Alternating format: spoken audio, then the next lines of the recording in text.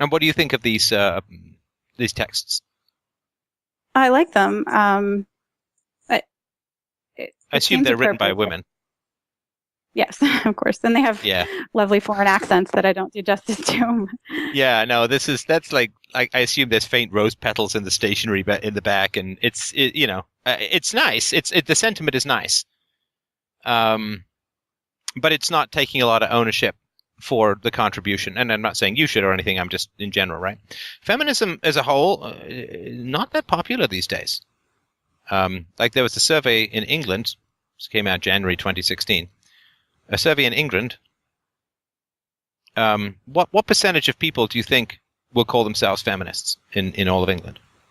I don't know. You said it's not getting that popular, so 20-30% maybe? 7. Oh, wow. Yeah, of the 8,000 people surveyed, only 560 used the F word to describe their views on equality. Women are a little bit more likely, 9%, only 4% of men. And younger women more likely to call themselves feminists, 19% aged 18 to 24, but they were also most likely to oppose feminism, right? So they are sort of split. 8% of young people aged 18 to 34 versus 2% of people aged more than 55 were opposed to feminism. About 61% of those aged 18 to 34 said they were sympathetic to feminism, a figure that jumped to 72% for those aged more than 55. So it's going down. That's a huge difference.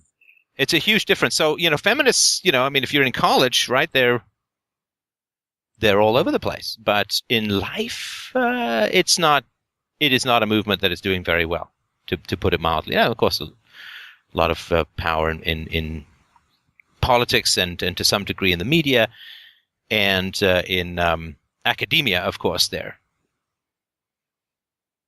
everywhere, so to speak. But it is not that strong a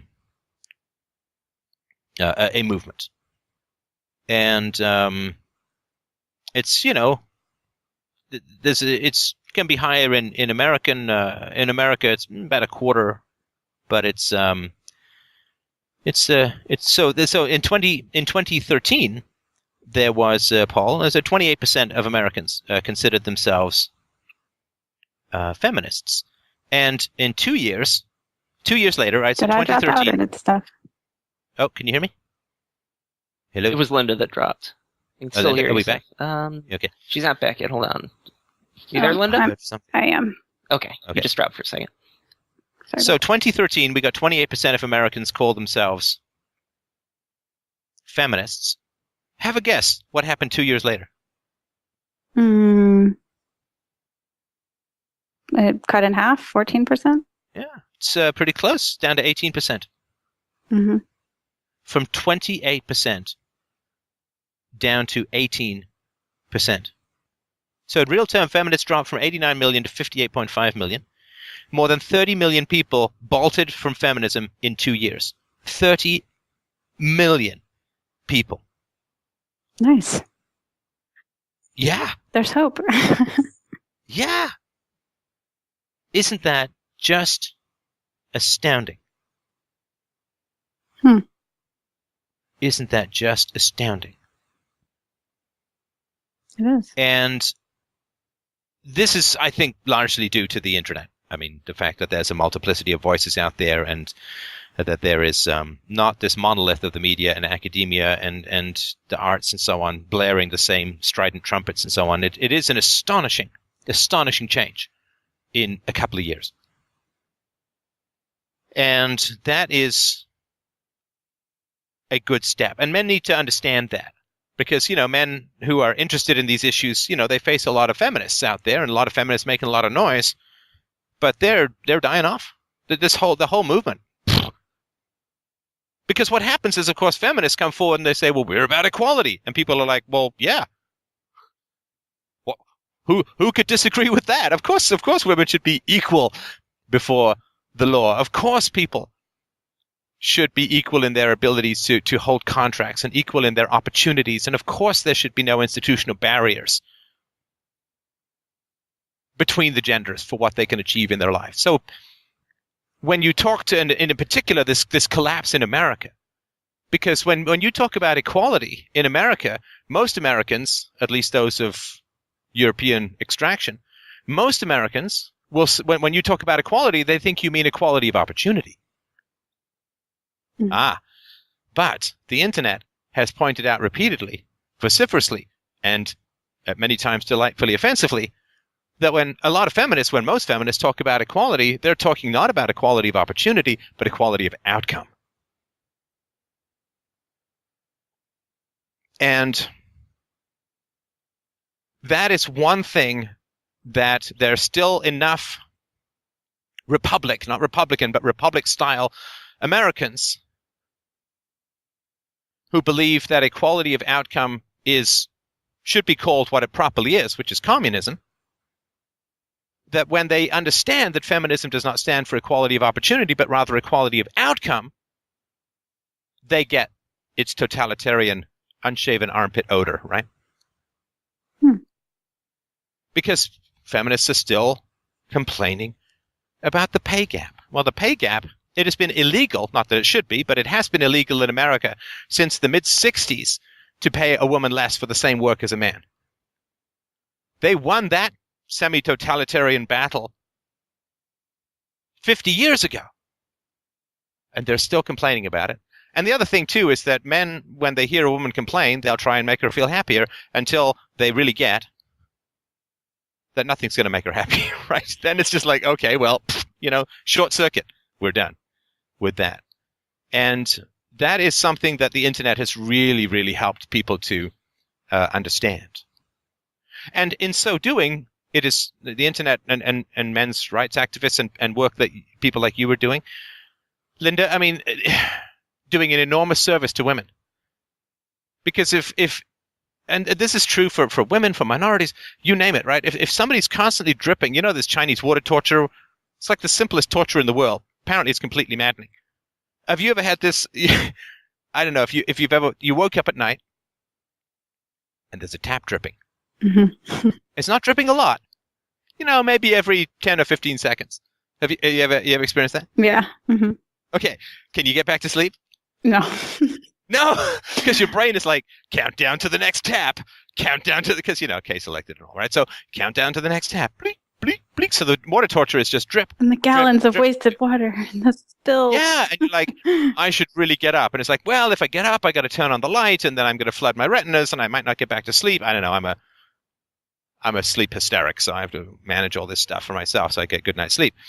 But that drip, right? Just drives you crazy, right?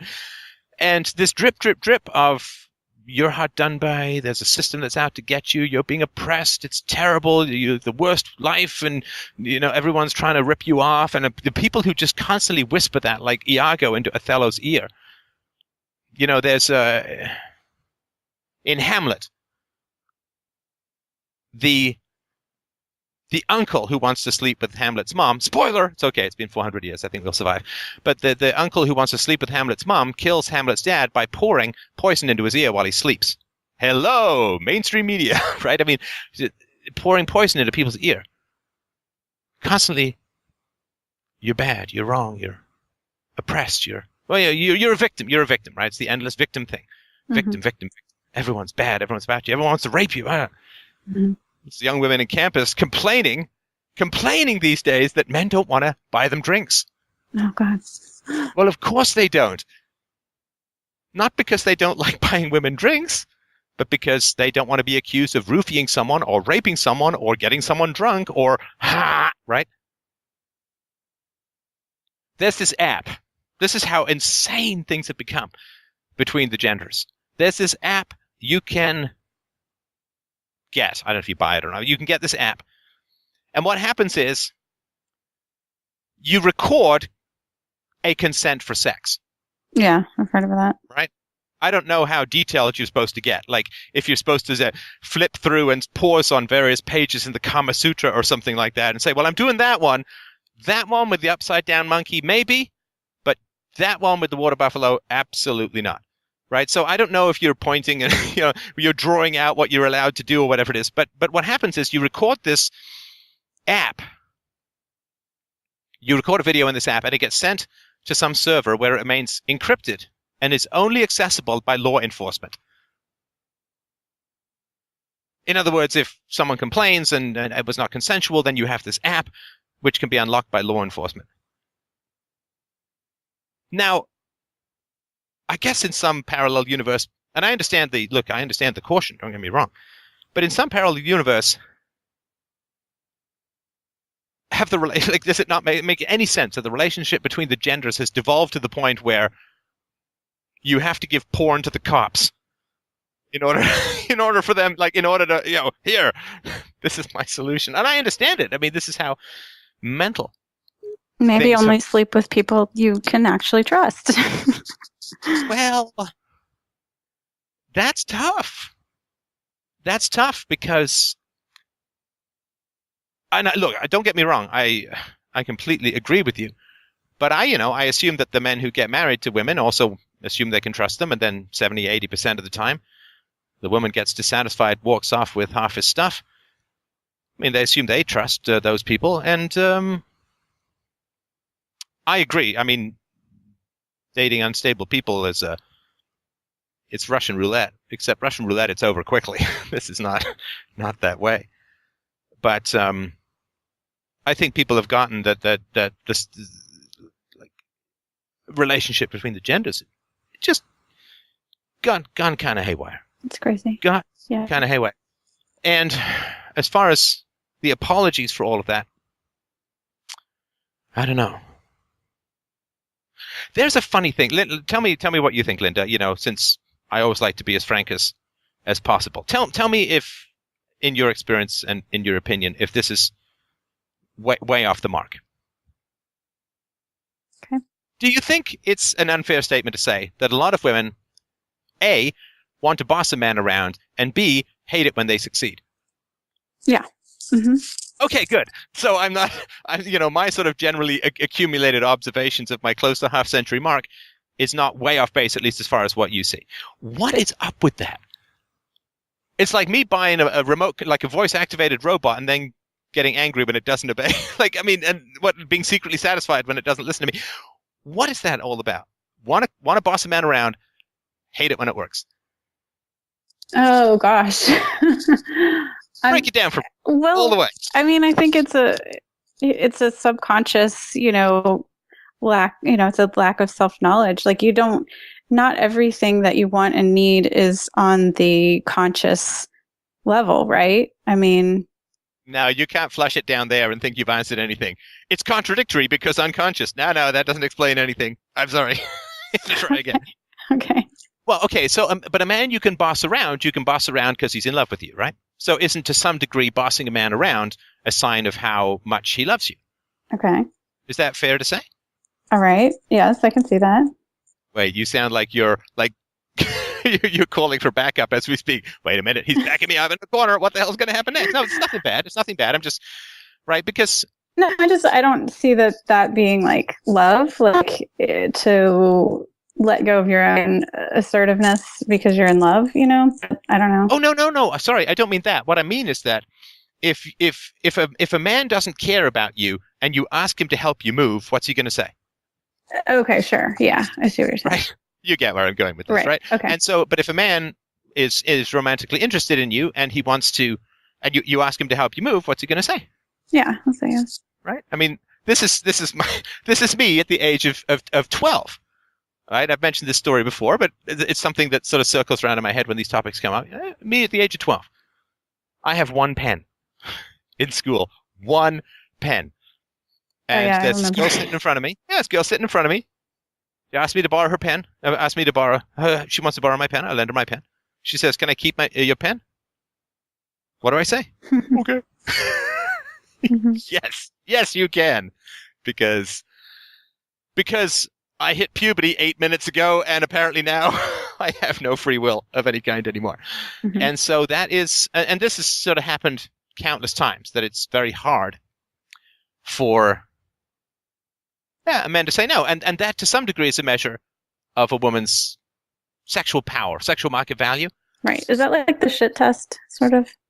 Not yet. Is that different? Okay. No, this is the vampire test or something. It's like, will you offer me up your jugular if I don't feel like going to get some tomato juice from the kitchen? Right. And so if a woman asks a man to do something for her and he's like, no, do it yourself. Right. So that tells her that she doesn't have, so to speak, the hooks right in. Mm-hmm. And it sounds bad. I don't mean it in that way at all, but that's sort of the test, right? Mm-hmm. I mean, you're younger than me, but I'm sure you remember that Madonna video from the 80s, Material Girl. Mm-hmm. Yep. Where, she's, stunning. I mean, she's like the Mona Lisa of trailer parks, right? But she's, fairly stunning in that get up, and all these guys are carrying her around and doing all these things for her and offering her up all these things, and she could ask them to do anything, and they do because they're dazed by her sexual charms, right? Romantic charms or whatever, right? Mm-hmm. And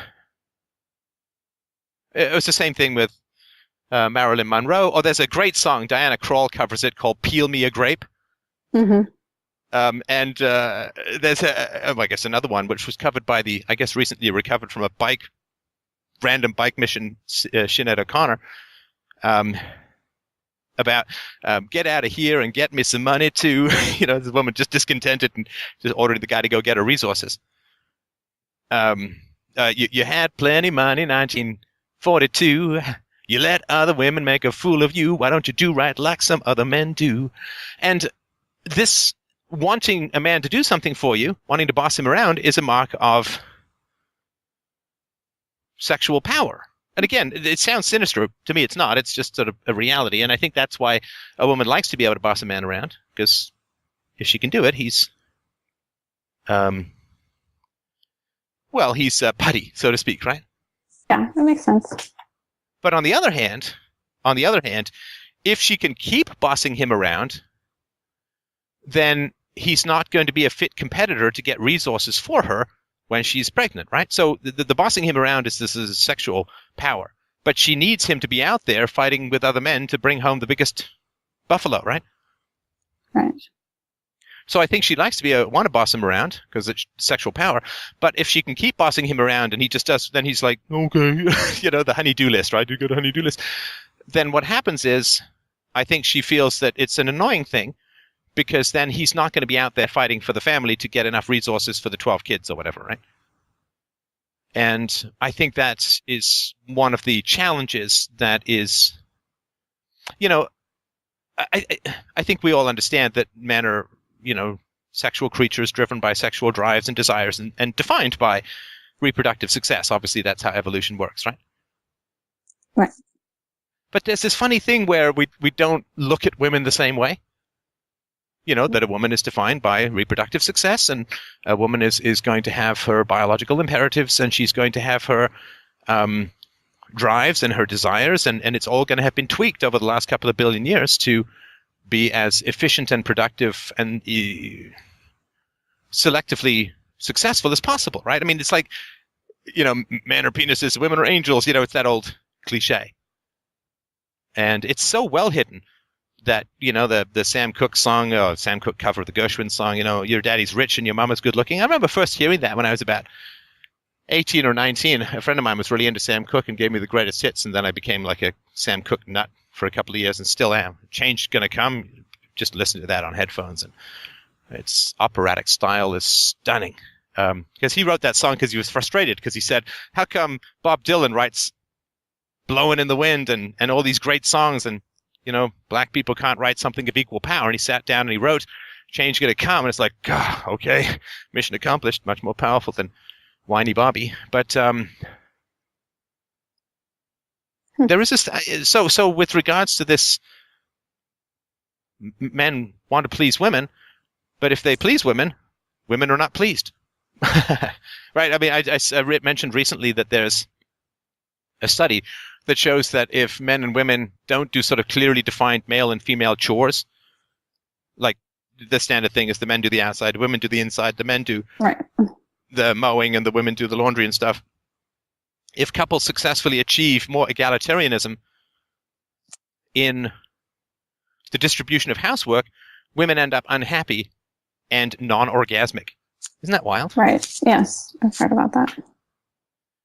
And I think all of that stuff where the mystique of women and as opposed to women are biological animals and mammals, like men are biological animals and mammals and make decisions both consciously, unconsciously, and at basic level of biological hormonally that need to be understood. And I think women have really milked the bossing men around, right? Because when a woman is being courted, she wants the man to be her slave. I'm really exaggerating here, but indulge me for a sec. Mm-hmm. When a woman is being courted, she wants the man to be his slave. When a woman is married, she needs the man to be assertive. Mm-hmm. But because women postpone marriage so much, or get divorced so much, or don't get married, or whatever it is, they get stuck in this phase of bossing men around rather than needing men to be assertive. A girlfriend wants to boss the boyfriend around. The wife needs the husband to be assertive because she's going to be disabled by pregnancy and childbirth and so on. And because marriage has so fallen out of the landscape from young people in particular, it's like we're just stuck in this phase of women being bossy and not needing male assertiveness because they can always run to the state if the man doesn't work out and so on. So I think that factor is not unimportant in this whole equation. Listen, hope I'm not mansplaining too much, but what do you think? Okay, I'm trying to understand the connection with the apology. So when you had, do you know what I mean? Do you understand my confusion? I do. Okay.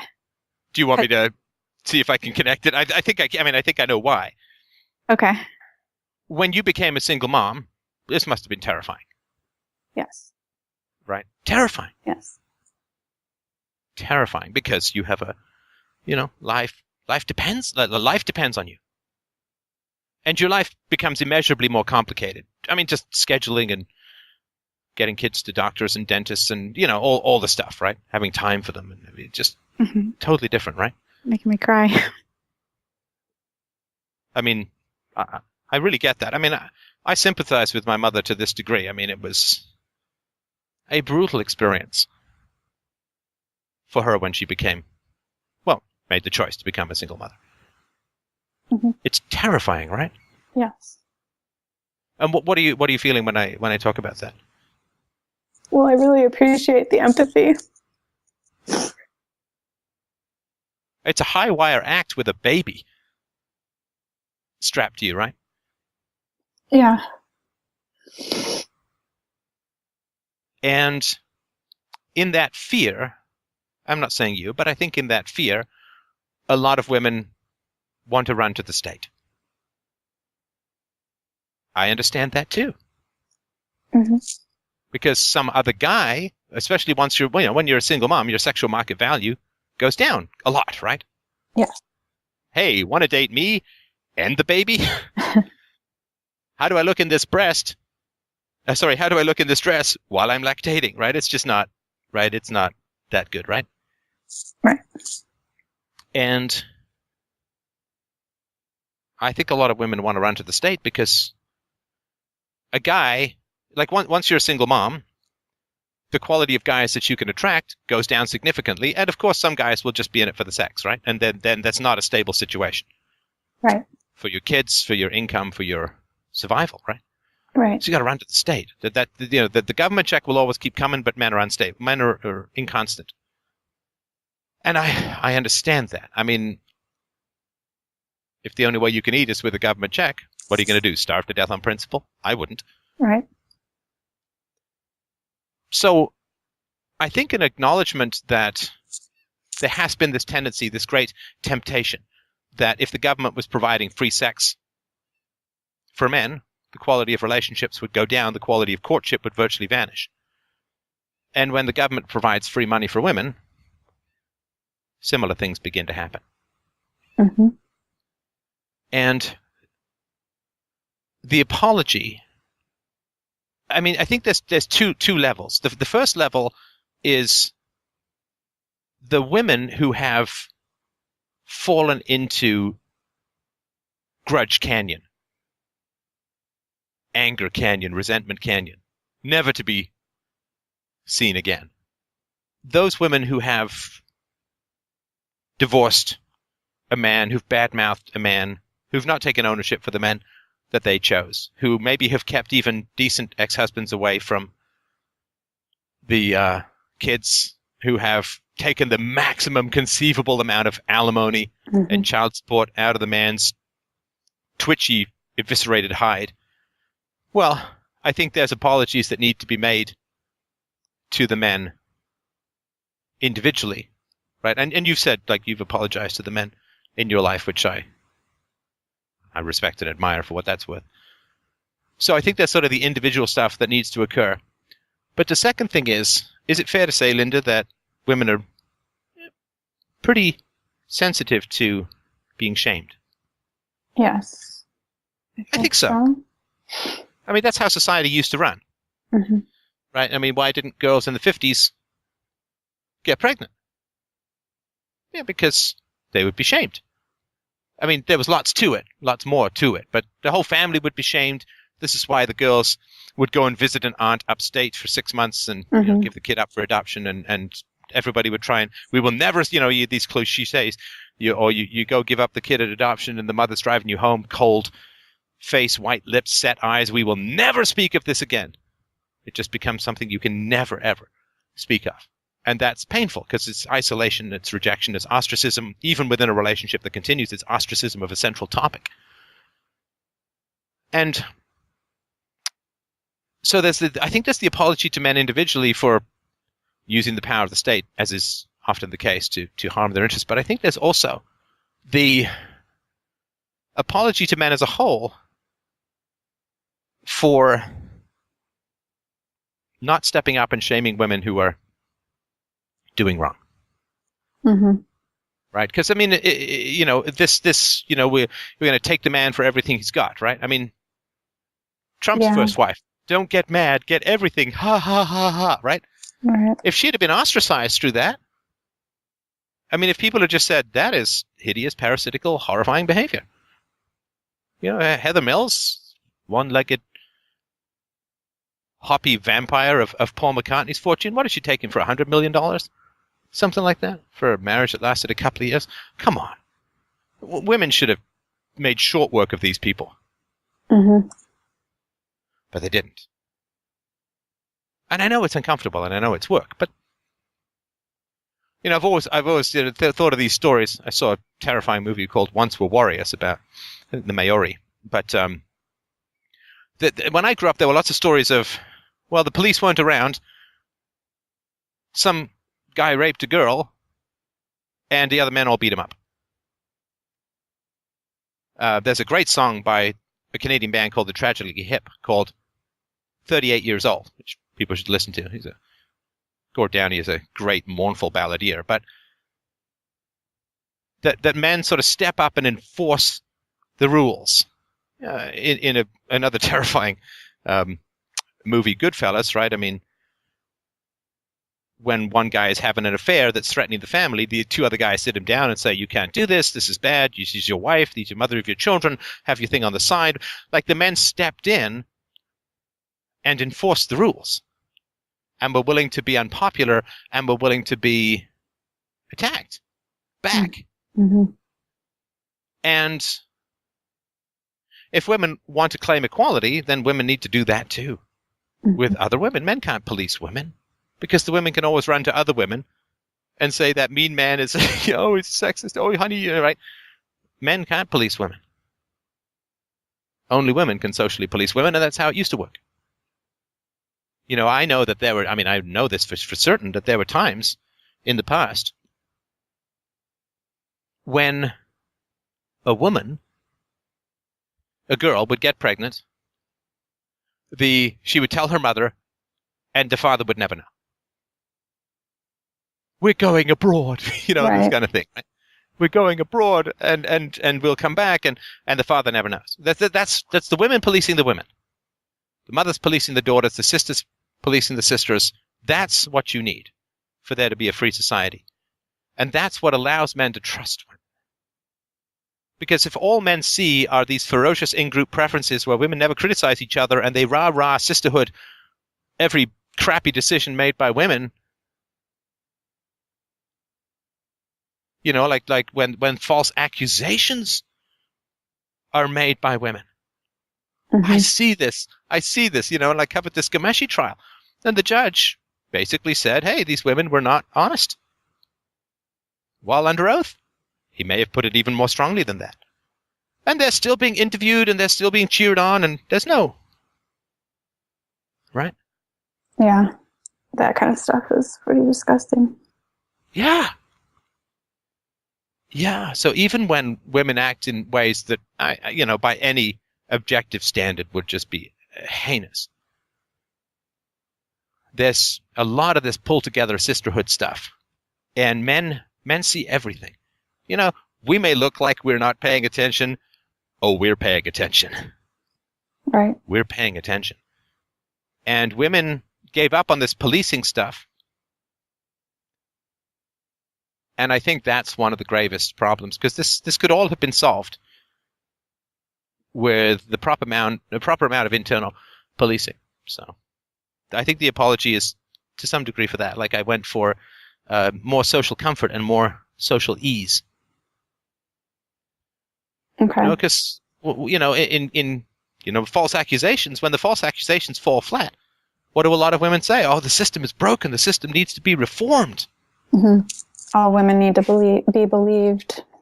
Well, yeah, unless it's a woman accusing Bill Clinton of rape and sexual assault, in which case it's been magically discredited because Democrat wand of power.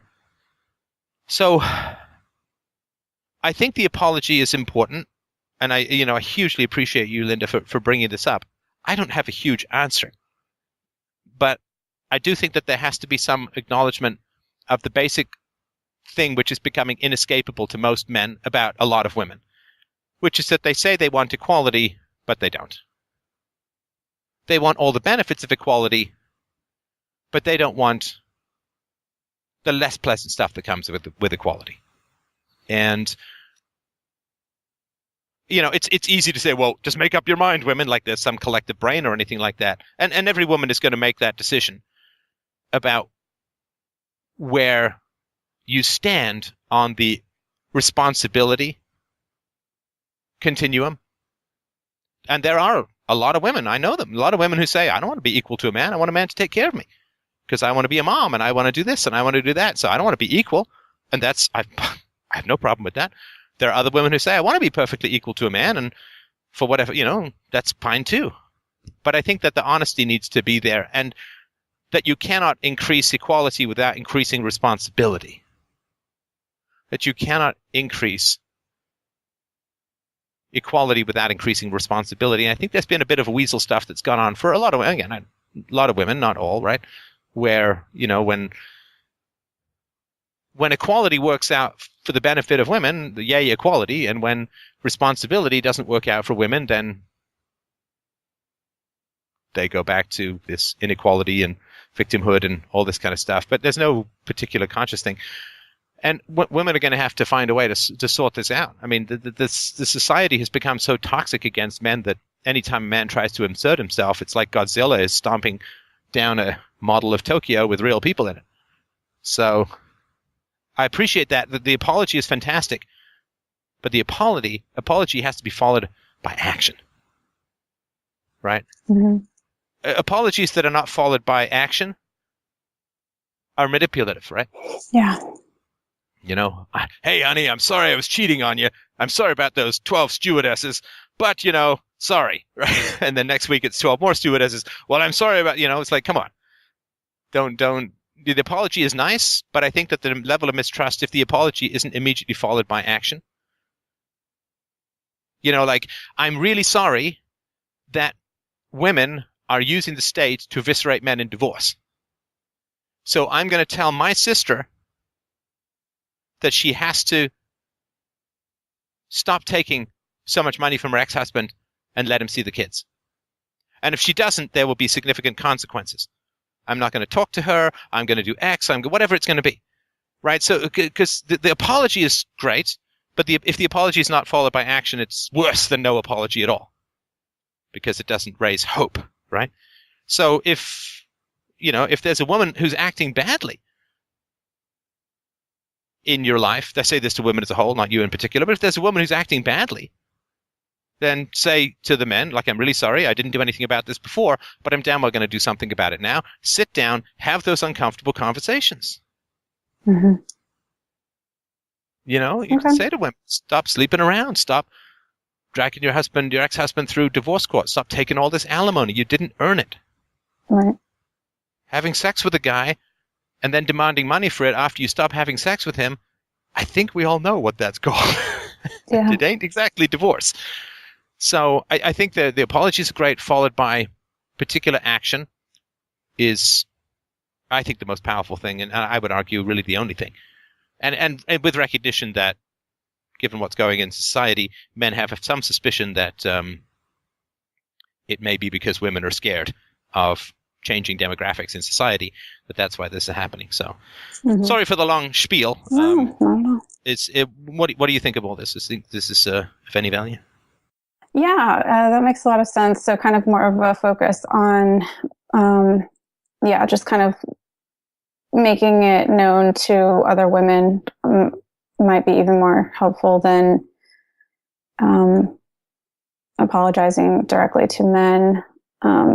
But yeah, following up with the ostracism, which, by the way, it's funny, I have kind of that exact situation I'm helping a friend through and giving that exact advice, not to take alimony and, get on your own 2 feet, that kind of thing.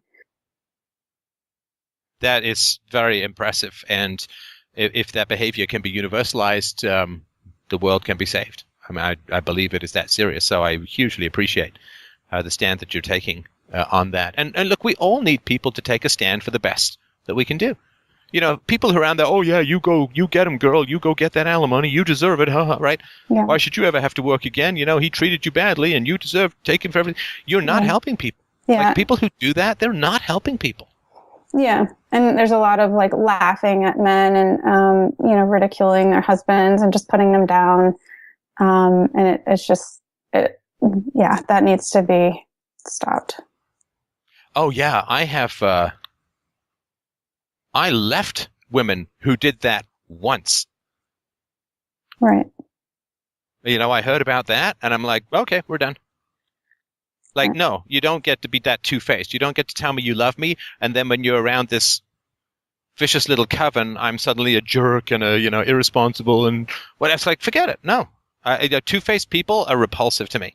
At least, tell me I'm a jerk to my face, but don't do that stuff.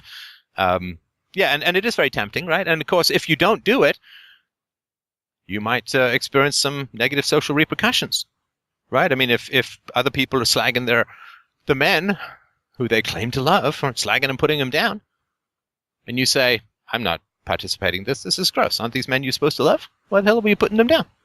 These men who get up early and sacrifice and work hard and keep the lawnmower in tune. I mean, what are we putting these people down for? Mm-hmm. So, no, that's great. I mean, they sound like small actions, but they are huge because they have a massive ripple effect. Yeah, and you're right. That is, I mean, I think you've spoken about it before as far as like women's preference for, social conformity. And so that's really hard for, the networks of women to speak up. And it's not popular to argue with other women. But yeah, that's where we need to go.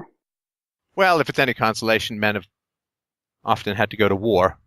And if I had to speak up in a social engagement which might make me a little unpopular, I think I'd rather do that than face bullets. So, this is the war that women have to face, and it's tough. And if they don't face it, well, the other one might come anyway. So, yeah. All right. Is there anything else you wanted to mention? I appreciate the question. I'm sorry if I rambled on too much, but I had a lot of thoughts. Oh yeah, I appreciate all your thoughts. Thank you so much. Thank you so much, Linda. A great pleasure to chat. Feel free to call in again. Thank you. And what do you think of these texts? I like them. I assume they're written by women. Yes, of course. And they have Yeah. lovely foreign accents that I don't do justice to.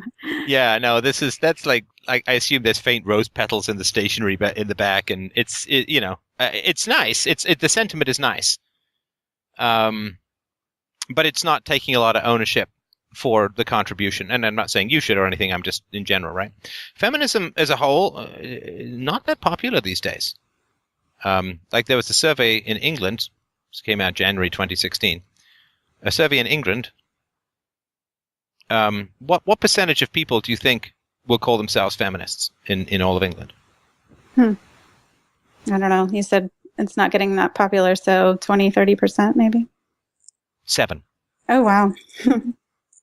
Yeah, of the 8,000 people surveyed, only 560 used the F word to describe their views on equality. Women are a little bit more likely, 9%, only 4% of men.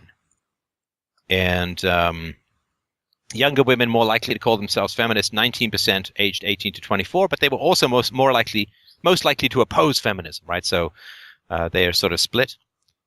8% of young people aged 18 to 34 versus 2% of people aged more than 55 were opposed to feminism. About 61% of those aged 18 to 34 said they were sympathetic to feminism, a figure that jumped to 72% for those aged more than 55. So it's going down. That's a huge difference. It's a huge difference. So, feminists, I mean, if you're in college, right, they're all over the place. But in life, it is not a movement that is doing very well, to put it mildly. Yeah, of course, a lot of power in politics and to some degree in the media and in academia, of course, they're everywhere, so to speak. But it is not that strong a movement, and it's it's can be higher in America. It's about a quarter, but it's so in 2013 there was Paul. There's 28% of Americans considered themselves feminists, and in 2 years later, right? So Did I drop 2013. out and it's stuff? Oh, can you hear me? Hello. It was Linda that dropped. You can still hear Are we yourself. back? Okay. She's not back yet. Hold on. You there, Linda? I am. Okay. You just dropped for a second. Sorry So about 2013, we got 28% of Americans call themselves feminists. Have a guess. What happened 2 years later? It cut in half, 14%? Yeah, it's pretty close, down to 18%. From 28% down to 18%. So in real term, feminists dropped from 89 million to 58.5 million. More than 30 million people bolted from feminism in 2 years. 30 million people. Nice. Yeah. There's hope. Yeah. Isn't that just astounding? Isn't that just astounding? It is. And this is, I think, largely due to the internet. I mean, the fact that there's a multiplicity of voices out there and that there is not this monolith of the media and academia and the arts and so on blaring the same strident trumpets and so on. It is an astonishing change in a couple of years. And that is a good step. And men need to understand that. Because, men who are interested in these issues, they face a lot of feminists out there and a lot of feminists making a lot of noise, but they're dying off. The whole movement